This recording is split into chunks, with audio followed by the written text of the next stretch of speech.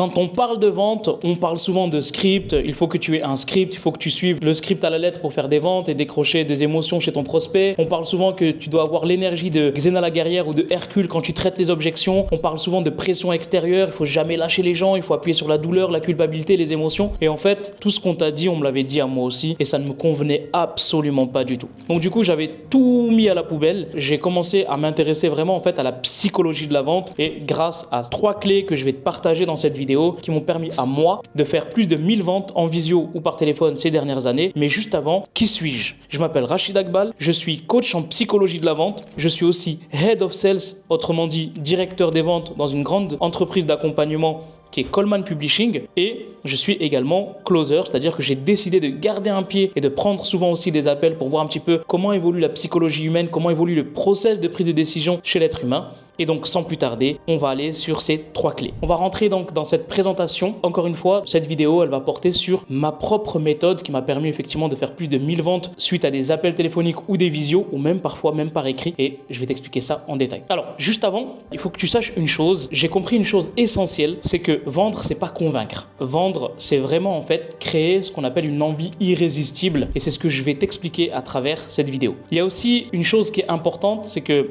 on pense souvent que pour pouvoir vendre, il faut avoir des techniques, il faut avoir quelque chose d'exceptionnel. En fait, c'est pas la réalité. Il faut travailler sur le savoir-être parce que le savoir-être prime sur le savoir-faire. D'ailleurs, il y a une phrase qui dit que le travail surpasse le talent. Alors, ici, je vais te partager un moment où j'ai bataillé en fait et j'ai compris que j'étais dans la vente. C'était il y a quelques années, je recevais une vague de refus, une vague de rejet des personnes que j'avais au bout du fil et soudainement en fait, j'ai eu un petit déclic de me dire mais qu'est-ce que je fais de mal? Et donc en fait, j'étais trop attaché à la vente, 2, pas assez dans la profondeur avec les gens, et 3, je prenais pas mon temps. Ça veut dire que j'étais dans la précipitation. Donc, on va effectivement déjà un petit peu dégrossir tout ça. Alors, en fait, il faut que tu comprennes que vendre, c'est complètement différent de donner envie d'acheter. Et ça, si tu as déjà écouté certaines de mes vidéos, tu as compris que je le redis très souvent. Pourquoi? Parce que quand tu veux vendre, tu es attaché à la vente, mais tu es pas là pour créer une envie irrésistible. Tu es pas là pour créer une profondeur avec ton prospect. Tu es juste là parce que tu sais que ton compte bancaire a besoin d'être alimenté et donc tu sais que tu as besoin de vendre rapidement. Donc là, ça, déjà, c'est une première erreur, tu es attaché à la vente. Mais ça, encore une fois, c'est juste un détail. Là, on va rentrer vraiment dans la profondeur. Il faut qu'on déconstruise quelque chose ensemble dans cette vidéo. La première, c'est que tu penses que pour vendre, il faut être insistant. Il faut être intrusif. Il faut être le contraire de ce qu'on n'est pas, c'est-à-dire s'inventer une vie dans l'appel. Et en fait, c'est pas ça la vente. La vente, c'est aider une personne si et seulement si tu sais que tu peux l'aider. La vente, c'est aider une personne à prendre la décision de se choisir. Je dis bien de se choisir parce que elle est dans un flou, elle est dans des peurs, elle est dans une crainte, elle est dans un doute et elle a besoin d'aide à ce moment-là. Donc la vente, c'est pas être insistant ou être intrusif. Non, tu es pas là pour ça, tu es là pour aider une personne. Et il y a beaucoup d'autres personnes qui pensent que la vente, c'est une bataille, c'est un combat, c'est une guerre. Non, en fait, c'est un partenariat. Il y a 2 gagnants. Toi, parce que tu vas aider la personne, elle, parce qu'elle va bénéficier de ton aide. Il y a 2 gagnants, il n'y a jamais un gagnant. Et c'est pour ça aussi que j'aime pas le mot convaincre, parce que dans le mot convaincre, si on le décompose, il y a con et vaincre. Il faut être con pour vouloir vaincre. On n'est pas là pour se battre, on n'est pas dans une bataille, on n'est pas dans un combat, on est tous les deux sur un banc, assis côte à côte et on va s'entraider. Je vais t'aider, mais toi aussi tu vas t'aider grâce à mon aide, ainsi de suite. Je pense que tu as compris. Donc ensuite, il faut comprendre en fait c'est quoi le vrai problème du prospect. Donc là, on va rentrer effectivement dans les 3 clés qui vont te permettre à toi de vendre facilement suite à toute cette analyse no bullshit et c'est vraiment pratique que j'ai pu analyser. La première chose, c'est de comprendre le vrai problème de tes prospects. Alors ça, je pense que tu as dû l'entendre 1 million de fois. Il faut vouloir vraiment aider, il faut être dans la profondeur, oui. Mais en fait, ça veut dire quoi exactement? C'est que les gens achètent une solution et non pas un produit. Ils achètent une solution à leurs problèmes.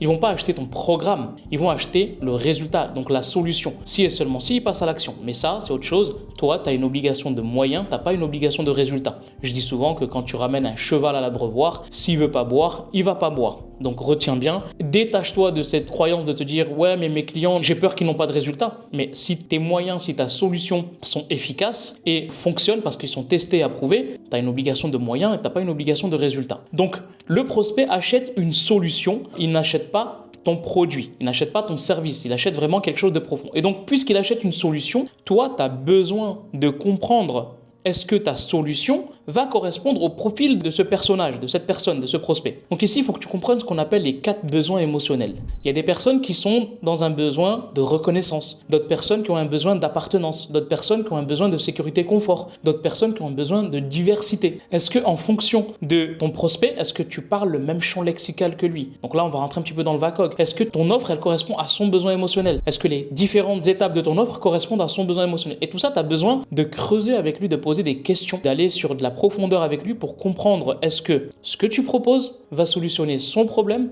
et correspond à ce qu'il recherche. Et donc c'est pour ça qu'on parle de creuser, on parle de s'intéresser sincèrement aux gens. L'écoute active sera quelque chose d'important. D'ailleurs, juste petit rappel, il y a une grande différence entre entendre et écouter.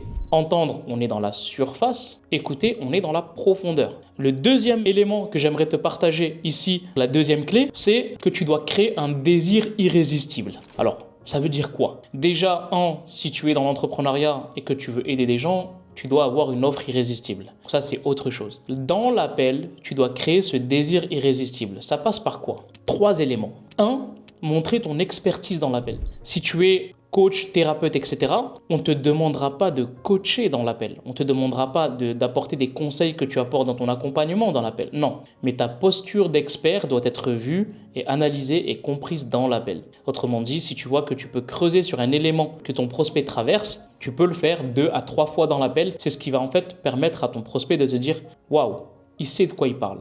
Il maîtrise son sujet. Il est la personne ou elle est la personne qu'il me faut. » Donc ça, c'est l'expertise. Le deuxième élément, c'est ta franchise, ou autrement dit, on peut mettre ça sur le mot authenticité. Pourquoi? Parce que ton prospect, il a besoin que tu lui poses les questions que 99% de la population n'ose pas lui poser. C'est-à-dire que si tu lui poses des questions que tout le monde a l'habitude de lui poser, il va se dire « Off, encore un, on me l'avait déjà posé cette question ». Par contre, si tu es dans la franchise et que tu ne gardes rien pour toi parce que tu as envie d'aider ton prospect, tu vas aller dans, encore une fois, la profondeur et tu vas lui poser des questions que 99% de la population n'ose pas lui poser. Donc, c'est ce qu'on appelle la franchise et l'authenticité. Et le troisième point, c'est ton leadership. Ton leadership, c'est-à-dire que tu dois avoir une gestion émotionnelle dans l'appel qui est inébranlable. Autrement dit, tu ne vas pas te laisser aspirer par ton prospect. Et ça, c'est très important que tu le comprennes parce que si tu es dans une phase dans l'appel où que tu vois que ton prospect est débordé émotionnellement, c'est-à-dire qu'il est dans une réaction émotionnelle forte, tu dois comprendre comment le faire sortir de cette réaction profonde en utilisant des ressources qu'il a.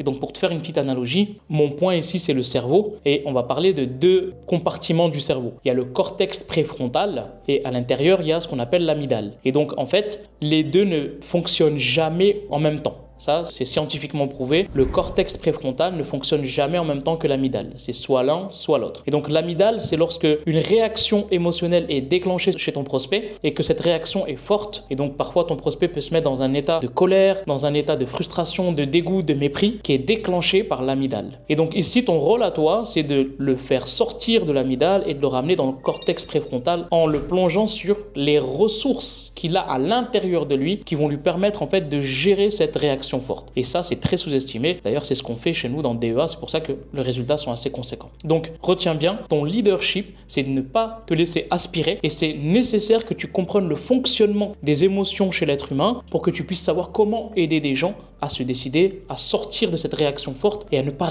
rester dans cette réaction forte. Parce que si ton prospect reste dans cette réaction émotionnelle forte, même quand tu vas pitcher, quand tu vas présenter ton offre, il sera toujours dans cette réaction. Il n'aura pas fait appel à ses ressources internes émotionnelles qui peuvent l'aider à ce moment-là. On va pas rentrer dans les détails de ce sujet parce qu'il est très profond, mais c'est important que tu comprennes ce troisième élément de ces 3 clés. Je vais te donner un exemple. Dans l'un de mes appels très récents, j'ai eu une personne effectivement qui a déclenché une émotion forte de colère pendant l'appel sur ce qui s'est passé dans sa vie, sur des choses très profondes, en tout cas personnellement pour elle. Et donc, mon rôle à moi, c'est que déjà, je connais le fonctionnement du cerveau, donc je sais que la dopamine doit être déclenchée chez cette personne parce que son taux de testostérone est assez élevé en colère. Et donc ici, mon rôle à moi, c'est de la faire passer sur l'autre côté de ce qu'on appelle le motif compass. C'est un outil que j'ai découvert sur la partie gestion des émotions, qui est de l'amener de la colère vers la joie. Et donc ici, c'est de déclencher cette hormone chez lui qui est de la dopamine. Comment? Projection. Mais attention, c'est pas la projection comme tu l'entends avant de présenter ton offre. Non, c'est plutôt vidéo. Exemple, cette personne était très en colère. J'ai compris sa situation de colère. J'ai analysé avec lui sa situation de colère. On est rentré dans les détails. J'ai utilisé un outil de communication qu'on appelle le SPASA. Les situations,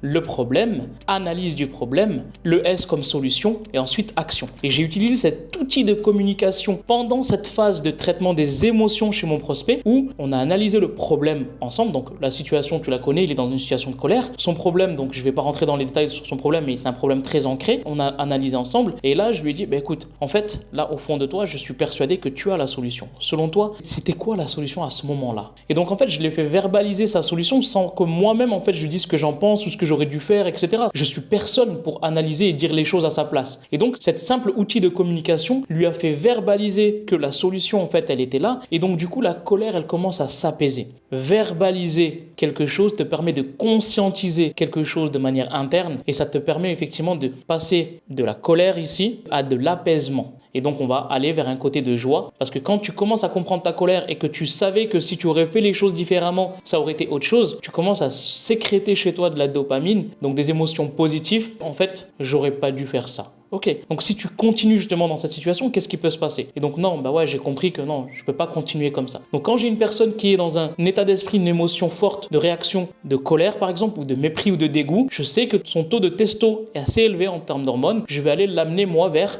l'oxytocine ou la dopamine qui est de l'autre côté, c'est-à-dire la joie, le bonheur, l'amour, quelque chose de positif. Et donc, outil de communication, à ce moment-là, je l'utilise pour faire conscientiser à mon prospect que c'est ok, c'est passé. Qu'est-ce que tu ferais si tu étais dans la même situation maintenant à l'avenir? Donc, je vais conscientiser. Juste pour résumer dans cette courte vidéo, les 3 clés. 1. Comprendre le vrai problème parce que ton prospect n'achète pas un produit ou un service, il achète une solution. Comprends bien cette notion. Deuxième chose, tu dois créer un désir irrésistible et ça passe par utiliser des outils de communication et comprendre aussi le fonctionnement du cerveau. Et troisièmement, adapter une posture alignée, expert, authentique et leadership. C'est les 3 clés que tu dois utiliser. J'espère que cette vidéo t'a été utile. Si toi aussi aujourd'hui tu veux avoir des ventes que tu fais en étant aligné avec toi-même, avec ton énergie, avec tes valeurs, ta personnalité, je t'invite vraiment à utiliser ces 3 clés que je viens de te partager dans cette vidéo. Si tu veux aller un peu plus loin et découvrir un peu plus de profondeur, je t'ai aussi préparé un atelier beaucoup plus long qui dure 35-40 minutes de mémoire. Il est juste en dessous, t'as qu'à juste cliquer sur le lien et on se retrouve pour ma part dans une prochaine vidéo. Salut à toi.